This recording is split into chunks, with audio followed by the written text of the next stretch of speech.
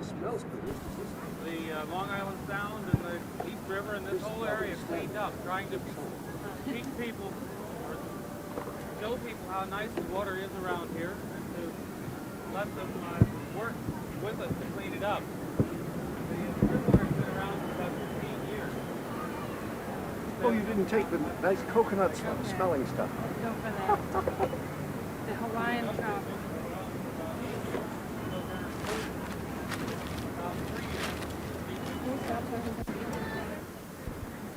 Well, this boat is named for the man who wrote that song, and that's the way we feel about the river. This is your river. This is our river. It's everybody's river.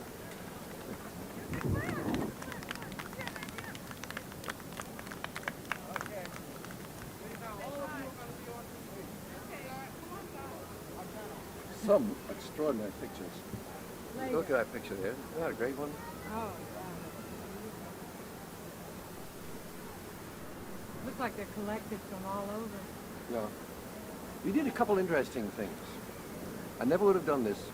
We started up to make a collection of Union songs and then decided, let's give some farmers' songs.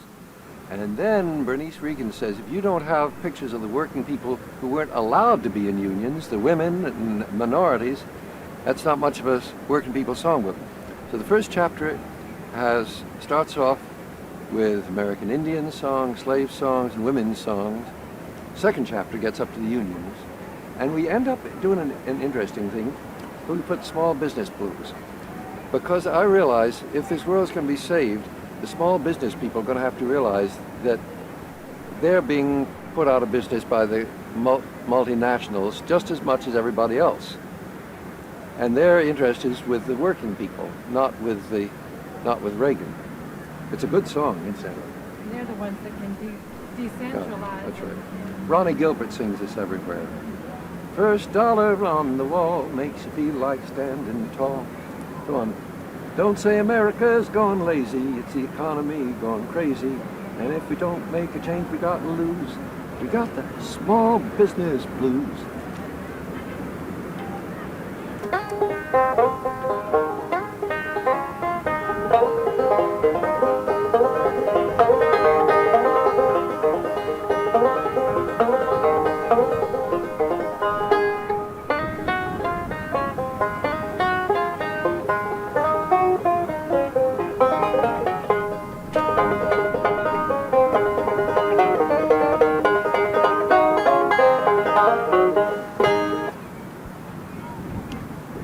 Ask me about Lily Mae? Lily Mae. Is it true you used to listen to her records on slow? An old Kentucky woman in New York, Aunt Molly Jackson, loaned me 2 records. She said, Pete, you learn these songs. This is the best music in the world. And on one side was Banjo Picking Girl, on the other side, Little Birdie. And I just fell in love with those records. I slowed them down to a growl and tried to figure out how the banjo was being played. And the label said the Coon Creek Girls. A few years later, one of the Coon Creek Girls came to New York. It was World War II was on. And this tall, lean daughter of a mountaineer type comes, and she could play the banjo. And Lily Mae participated in a radio program we made then. I think it was being made for BBC over in Europe. And they wanted to have hands across the sea between the Allies and so on. And Alan Lomax, the folklorist, said, get Lily Mae up here. And she played a trick on me and Lee Hayes. He says to me one day, Pete, I've never seen New York. She opened up her big blue eyes. Won't you show me the Empire State Building? I take her up there. Next day she says, same thing to Lee. Lee, I've never seen New York. Won't you take me up the Empire State Building? Never told him that I'd taken up the day before. Now, some of her songs, I couldn't figure how she played them. I found out later on she used a special tuning.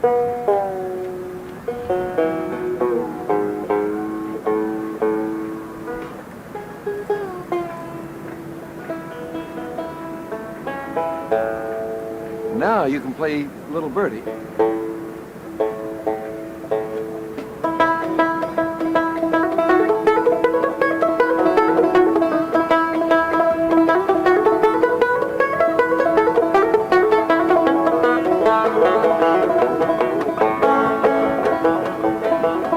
Little birdie, little birdie,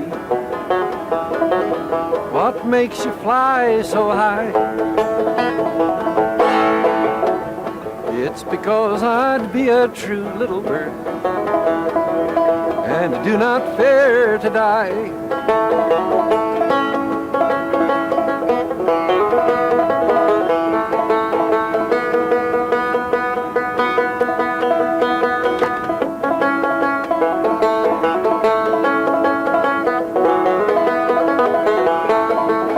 Little birdie, oh little birdie, what makes your head so blue? It's because I've been a grieving after you.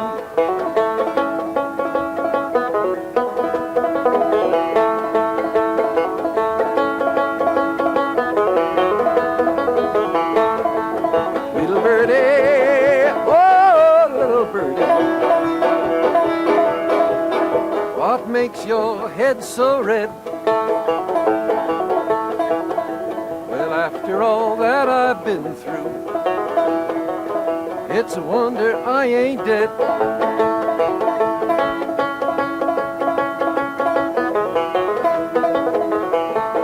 Little birdie, little birdie, come sing to me a song. I've a short while to be here and a long time to be gone.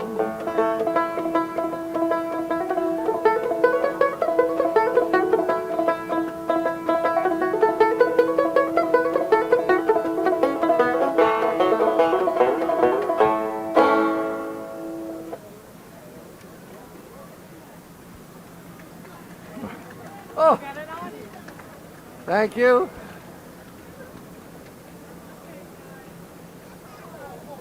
Was it unusual in those days to have a woman like that out performing the way she was doing that? There were some women country singers who pioneered. I can't remember the names of all of them. Judy Canova, Patty Cline. She was actually encouraged by a radio man named John Layer, who ran the Renfrew Valley Barn Dance. And I think maybe he put the Coon Creek girls together as a group. He said, here's 3 talented young women, let them work as a trio. Trios of women were getting popular, the Andrews sisters and other sister groups. I couldn't say exactly how it happened, but I guess this is also the pioneer tradition encouraged it. When women and men found themselves on the frontier and a job had to be done, you couldn't get picky about whether you were a man or a woman. You're going to do the job, you did it. And so American life had encouraged bringing out women's talents in one way or another. Tugboat Annie's husband died, she keeps on running the tug. And probably many a mountain farm was kept on farmed after the man had died by the woman. Did you know her well as a person? What she was like? No, we just met on a few occasions. Of course, I still have those old records, occasionally play them. Among my favorite banjo picking records of all time. I can try to play the banjo, but she had that plunky sound, which is, oh, well, you'll hear it. It was unbeatable. A real wonderful old-timey sound, which modern banjo pickers don't seem to be able to get. I don't know why.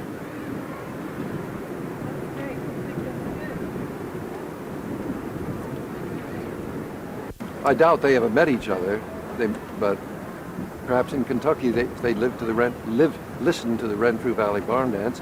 And I know Aunt Molly had this record. Maybe Sarah had it too.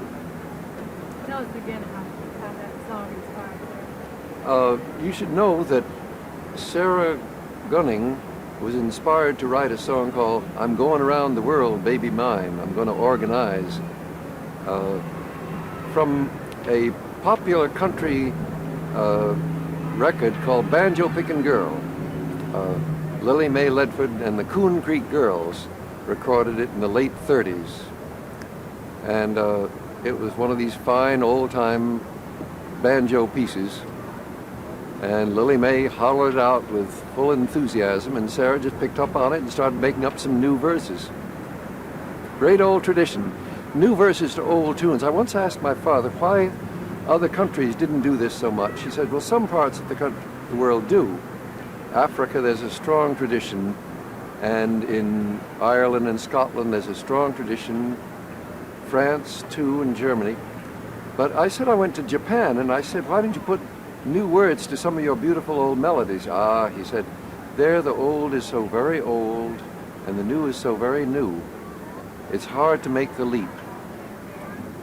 But we've had a long tradition in Western Europe and now the New World of taking old culture and remaking it and making new culture out of it.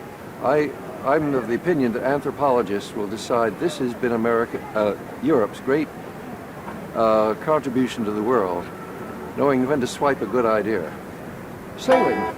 The centerboard comes from China, as well as the compass. The triangular sails come from Africa.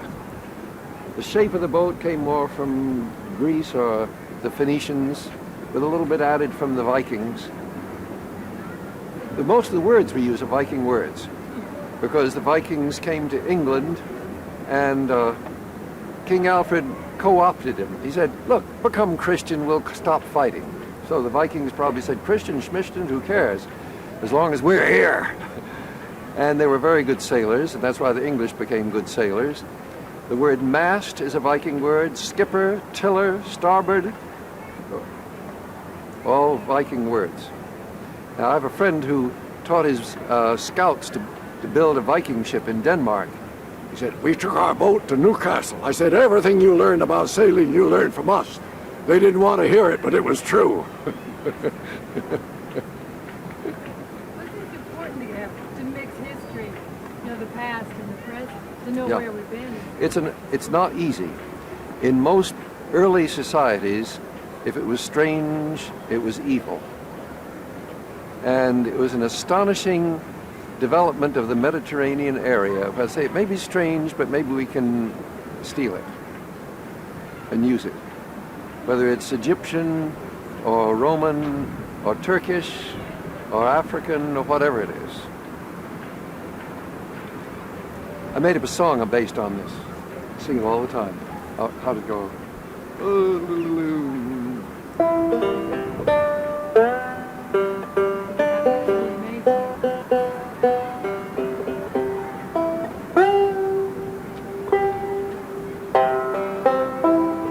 You know this language that we speak. Oh, too low.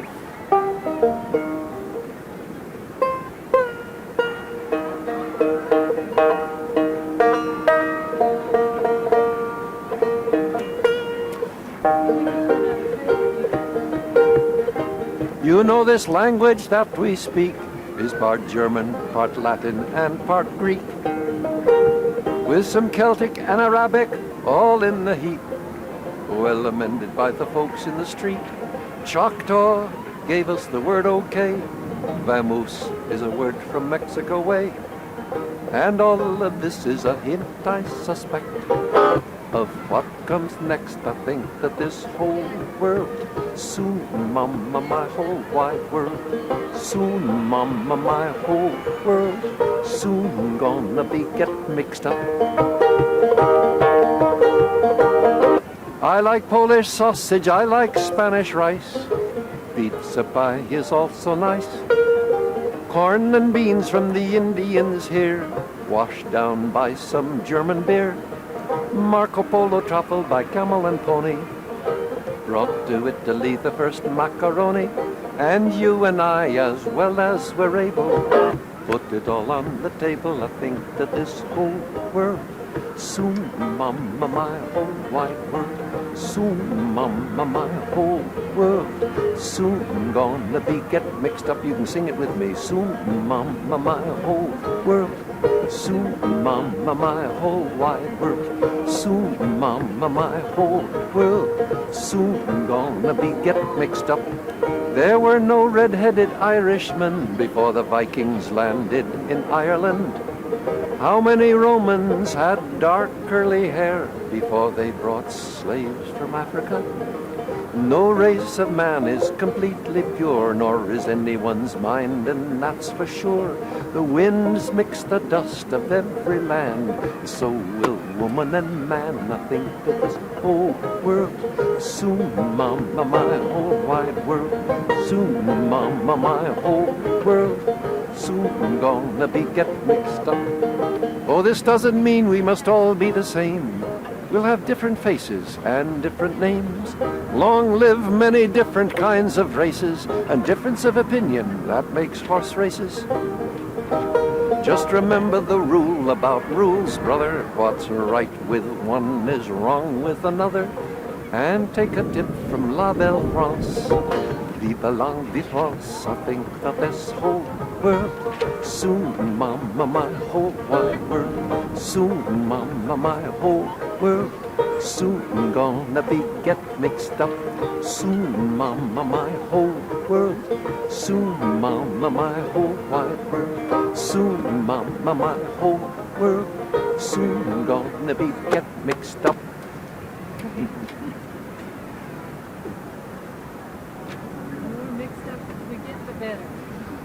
I think so.